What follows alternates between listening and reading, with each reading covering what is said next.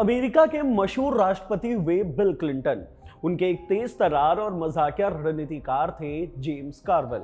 उन्होंने एक बार कहा था कि अगर पुनर्जन्म होता है तो मैं पहले अमेरिका का राष्ट्रपति बनना चाहता, या फिर एक पोप बनता, या फिर बढ़िया .4 हिट करने वाला एक बेसबॉल खिलाड़ी बनता। लेकिन अब मैं बॉन्ड मार्केट बनना चाहता हूं। बॉन्ड मार्केट बनकर आप किसी को भी धमकी दे सकते हैं, अमेरिका के राष्ट्रपति को भी। बॉन्ड मार्केट एक ऐसा साहूकार जो दुनिया की सबसे बड़ी जीडीपी वाले देश यानी अमेरिका को भी उधार देता है। आज दुनिया की 5 सबसे बड़ी अर्थव्यवस्था में से 4 भारी कर्ज में है। अमेरिका, चीन, जापान और भारत जैसे देशों के ऊपर करीब करीब उतना ही उधार है जितना इन देशों की जीडीपी है। अगर आसान भाषा में कहें तो ये देश हर साल जितने पैसों का कुल उत्पादन करते हैं, करीब करीब उतना ही इन देशों के ऊपर उधार है। और ये उधार दिया किसने है? बॉन्ड मार्केट ने। इस वीडियो में हम आपको दुनिया के सबसे बड़े साहूकार बॉन्ड मार्केट के बारे में बताते हैं। कैसे बॉन्ड मार्केट दुनिया की सबसे बड़ी अर्थव्यवस्था तक को कर्ज दे रहे हैं, इसके पास कितना पैसा है कि एक साथ अमेरिका, चीन, जापान, भारत जैसे सभी देशों को उधार दे रहे हैं। इनके साहूकारी का तरीका क्या है, सब कुछ जानते हैं इस वीडियो में।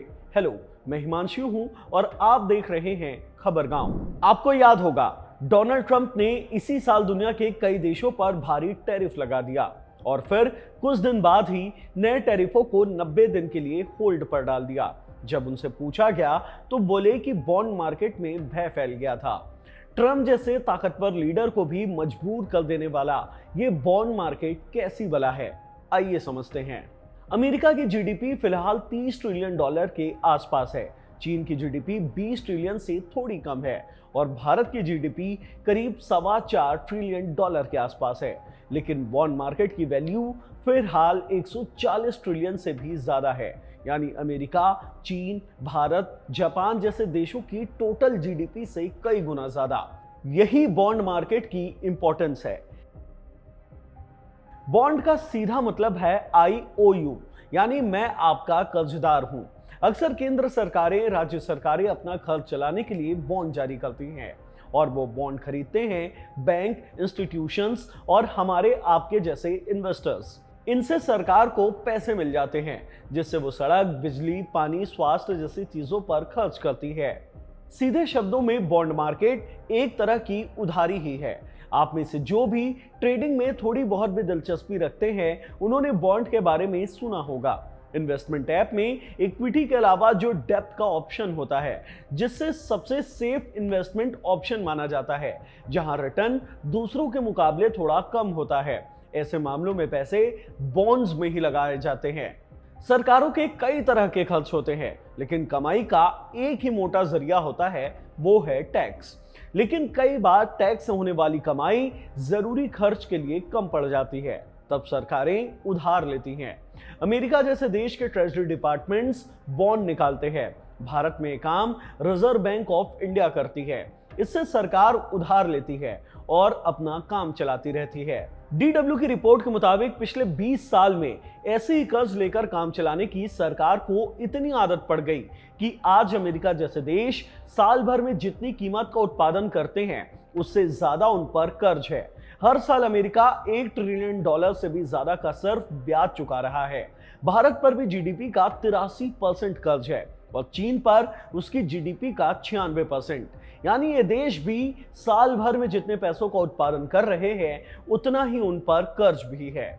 एक्सपर्ट आशंका जताते हैं कि अगर जल्द ही कोई उपाय नहीं किया गया तो ऐसा समय आ सकता है कि कुछ देश ब्याज और मूलधन चुकाने की हालत में नहीं रहेंगे।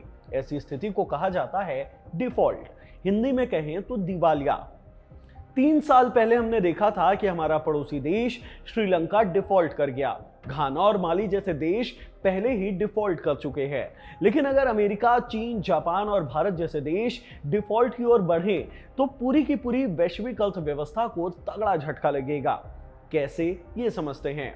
DW की रिपोर्ट के मुताबिक चीन और जापान वो अहम देश हैं जिन्होंने अमेरिका के बॉन्ड खरीद रखे हैं, या कहें कि अमेरिका को उधार दे रखा है। ऐसे में अगर अमेरिका डिफॉल्ट की ओर बढ़ेगा तो चीन और जापान के पैसे डूबेंगे फिर उन देशों का पैसा डूबेगा जिन्होंने चीन और जापान में इन्वेस्ट कर रखा है। यानी कुल मिलाकर यह मामला इतना बड़ा हो जाएगा कि दुनिया को इससे उबरने में दशकों का वक्त लग सकता है। लेकिन अक्सर सरकारें डिफॉल्ट नहीं करती, सरकारों को आसानी से कर्ज मिलता रहता है। कैसे, ये समझते हैं। मान लीजिए कि आप नौकरी करते हैं, आपकी एक निश्चित सैलरी है जो अचानक से नहीं बढ़ सकती, इसलिए आपको कर्ज देना ज्यादा रिस्की है। लेकिन सरकार के साथ ऐसा नहीं है। सरकार टैक्स का दर थोड़ा बढ़ाकर कभी भी अपनी कमाई बढ़ा सकती है। सरकार के पास जमीन, नेचुरल रिसोर्सेस और दूसरे कई सारे एसेट्स होते हैं जिन्हें बेचकर वो जब चाहे तब पैसे निकाल सकती है और अपना कर्ज चुका सकती है। इसलिए सरकारों को आसानी से कर्ज मिलता रहता है। चलिए आपको लगे हाथों भारत सरकार के कर्ज सिस्टम या कहें कि बॉन्ड सिस्टम को आसान भाषा में समझाते हैं। भारत में दो तरीके से बॉन्ड जारी किए जाते हैं, अलग अलग डिपार्टमेंट द्वारा जारी होने वाला बॉन्ड और रिजर्व बैंक द्वारा जारी किए जाने वाला बॉन्ड। भारत के अलग अलग डिपार्टमेंट्स द्वारा बॉन्ड जारी किया जाता है, जैसे कि ट्रेजरी बिल्स, जिन्हें टी बिल्स भी कहा जाता है। ये बिल्स 14 दिन से 1 साल तक के लिए होते हैं। एक बार जब समय सीमा या मैच्योरिटी पीरियड पूरी हो जाती है तो ट्रेजरी डिपार्टमेंट बॉन्ड की रकम वापस कर देता है, कुछ ब्याज के साथ। इसे ऐसे समझें, आपने 100 रुपए की फेस वैल्यू का एक ट्रेजरी बिल 98 रुपए के भाव से खरीद लिया, जिसकी मैच्योरिटी पीरियड 3 महीने की थी। 3 महीने बाद ट्रेजरी डिपार्टमेंट बॉन्ड का 100 रुपए आपको वापस कर देती है। यानी कि आपको हुआ 2 रुपए का फायदा। 98 में खरीदा और 100 रुपए में डिपार्टमेंट ने उस बॉन्ड को वापस ले लिया, 2 रुपए का फायदा। लेकिन रिजर्व बैंक का जारी किया बॉन्ड थोड़ा अलग होता है। इन्हें गवर्नमेंट सिक्योरिटी बॉन्ड्स भी कहा जाता है। G-SEC भी इसका चलता फिरता नाम है। इन बॉन्ड्स का पीरियड 5 साल से 40 साल तक का हो सकता है, लेकिन इसका हिसाब किताब थोड़ा अलग होता है। इसमें अगर बॉन्ड 1000 का है तो मैच्योरिटी पीरियड खत्म होने पर 1000 ही वापस दिए जाते हैं। लेकिन सरकार हर 6 महीने में आपको एक कूपन देती है। कूपन कितने का होगा ये पहले से ही तय किया जाता है, जिसे यील्ड कहते हैं। आपको थोड़ा आसान भाषा में इसको समझाते हैं। माना कि 5 साल के लिए आपने 1000 की वैल्यू वाला गवर्नमेंट सिक्योरिटी बॉन्ड खरीद लिया, जिसका यील्ड 5% का है। रुपए में कहें तो 50 रुपए का। यानी कि सरकार हर 6 महीने में आपको एक 50 रुपए का कूपन देगी। यानी कि 5 साल में आपको मिले 50 रुपए के 10 कूपन, कुल हुए 500 रुपए। और जब 5 साल बाद बॉन्ड मैच्योर हो जाएगा तो 1000 रुपए भी आपको वापस मिल जाएंगे। यानी कि 1000 का बॉन्ड खरीदने पर 500 रुपए का आपको फायदा हुआ। ठीक ऐसा ही राज्य सरकारें भी बॉन्ड जारी करती हैं, जिन्हें SDL कहा जाता है। इसके नियम भी सेम ही होते हैं। ये सब कुछ इतना मुश्किल नहीं होता अगर इन बॉन्ड्स को सेकेंडरी मार्केट में नहीं बेचा जाता। इन बॉन्ड्स को खरीदने वाले फिर इन्हें दूसरों को बेच सकते हैं। ऐसी खरीदी और बिक्री पर सप्लाई और डिमांड का सिद्धांत लागू होता है। मांग ज्यादा होने पर 1000 वाले बॉन्ड का दाम 1100 भी हो सकता है और डिमांड कम होने पर दाम घटकर 900 रुपए तक भी पहुंच सकता है। लेकिन सरकार की ओर से मिलने वाले कूपन पेमेंट का दर निश्चित रहता है, यानी कि वो 50 रुपए ही मिलेगा। ऐसे में अगर 50 रुपए का कूपन पेमेंट मिल रहा है, अगर बॉन्ड का दर 1000 है तो बॉन्ड यील्ड 5% की होगी। 1100 होने पर 4.5% की और घटकर 900 का होने पर 5.5% की। मतलब बॉन्ड की मांग घटी तो यील्ड ज्यादा होगी, बॉन्ड की मांग बढ़ी तो कम। इस गणित की वजह से बॉन्ड में लगने वाले पैसे और उससे मिलने वाले रिटर्न का गणित थोड़ा उलझाऊ हो जाता है, क्योंकि सरकार कूपन का रेट नहीं बदलती।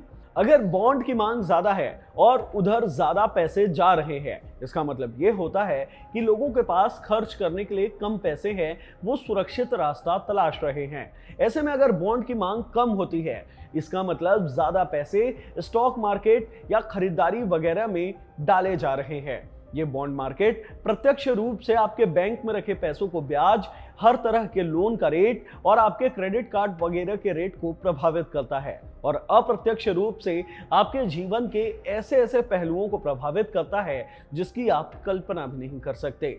तो ये था दुनिया के सबसे बड़े साहूकार बॉन्ड मार्केट का पूरा लेखा जोखा। इसे लेकर आपकी क्या राय है, हमें कमेंट बॉक्स में जरूर बताएं। इस वीडियो में इतना ही, धन्यवाद।